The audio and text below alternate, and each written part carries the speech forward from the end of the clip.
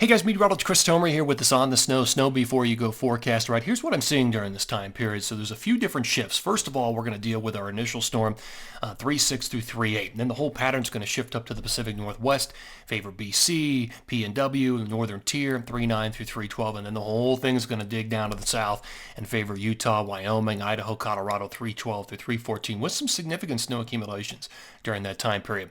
So here's the timing. Wasatch, light to moderate snow on 3-6, moderate on 3-7. 3-7 will be a good day. And then heavy snow potentially afternoon 3-12 to 3-14 with that final storm system. Tetons have big powder on 3-6. And then another shot of moderate to heavy snow 3-11 through 3-13. Could be good. Colorado light snow 3-6, and then moderate accumulations 3-7 and 3-8 as this low pressure kind of turns into a Colorado low and strengthens in southeast Colorado. And the northeast, you've got some rain, potentially heavy rain, afternoon, evening 3-6 into 3-7, and then moderate to heavy snow, possibly 3-10, 3-11, assuming the temperatures do stay cold enough. All right, here's my spider chart. Odds of best snow next 7 days. So higher on the web, more purple, better odds of accumulating snow, and that's a lot of Colorado. That's the Wasatch. That's definitely the Tetons. That's the Pacific Northwest. That's parts of Idaho. So those areas are going to be higher on the web over the next 7 days. And then, of course, you'd want to focus on the northeast, 3-10, 3-11, if that storm system does come together as mainly snow. All right, let me take you back. I want to show you water vapor satellite imagery this morning and give you the lay of the land. So here's our storm system just coming into California. That's going to be the one that dives down and becomes that Colorado storm on 3-7 and 3-8, and that'll drag that line of snow down through, coming out of the Tetons and down through the Wasatch on 3-7. And then behind it, you've got a couple other areas of low pressure, but look at the northern track of these. These are all with a trajectory and headed up into the Pacific Northwest, and that's why that pattern is going to be shifting by the time we get into 3-9, 3-10, 11, and 12. It's all going to favor that area, and then the whole thing will come buckling down. But here's the jet forecast, end of day on 3-6. There's 3-7 in end of day. Here comes the trough moving into Colorado, 3-8. Hangs on into early 3-9, and then it moves away. And then everything's, you can see where the jet is right now. It's all favoring the Pacific Northwest, 9, 10, and 11. And then eventually it starts to dig to the south, and here comes that storm for Utah, Wyoming, and Colorado, 3-13, 3-12, 3-13, 3-14 with that trough.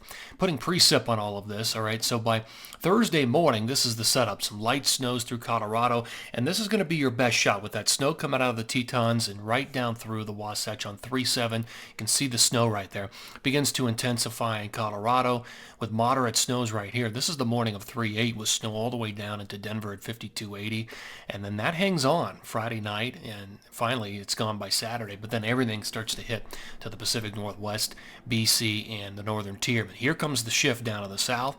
That storm drags all that snow through Idaho, Wyoming, Utah, and Colorado, 3-12, 3-13. And it's kind of a slow mover into 3-14, early 3-15. So that could be a pretty good stretch for parts of the interior west. All right, here's what I'm seeing as far as the new grand total map. By the end of 3:15, here are the totals. 1 to 2 feet for the Wasatch, about a foot up in the Tetons, and looking at probably 8 to 16 through most of Colorado. But of course, that's two different storm systems combined.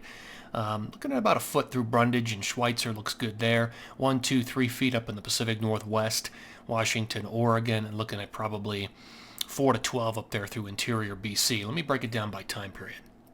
So 3-6 through 3-7. So if you're skiing on 3-7, you're going to have some good snow up in the Wasatch. You're going to have some light to moderate accumulations in Colorado and some leftover snow in the Tetons. All right, here's 3-8 through 3-10. That potential Colorado low spins up, and you've got some additional snow on 3-8, early 3-9 in Colorado and northern New Mexico. Take advantage of that. And then everything shifts up to the Pacific Northwest. You can see where the big totals are going to be, obviously, Pacific Northwest and parts of BC. All right, final time period. This is when everything comes back to the south, especially 3-12, 13, 14, and even maybe into 15. But you're looking at probably a foot or more in the Wasatch, close to a foot in the Tetons, and probably 4 to 10 over most of Colorado. Brian Head gets hit with some good snow as well, and only light snows for the Sierra.